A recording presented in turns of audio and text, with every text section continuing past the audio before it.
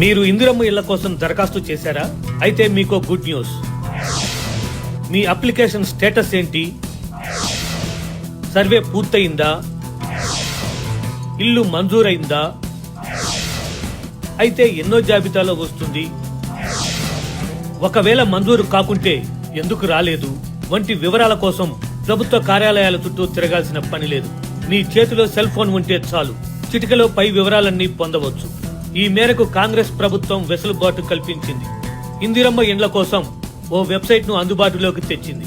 https://indirammaindlu.telangana.gov.in అనే website లోకి వెళ్లి అప్లికేషన్ సెర్చ్ పై క్లిక్ చేయాలి. అక్కడ Aadhaar number, phone number, ration card number enter చేస్తే అప్లికేషన్ స్టేటస్ వివరాలు కనిపిస్తాయి.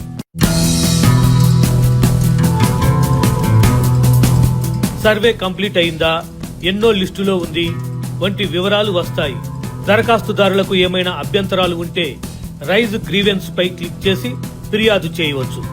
కాంగ్రెస్ ప్రభుత్వం తీసుకువచ్చిన ఇందిరమ్మ ఇండ్ల వెబ్సైట్ తమకెంతో సౌకర్యవంతంగా ఉందని దరఖాస్తుదారులు సంతోషం వ్యక్తం చేస్తున్నారు.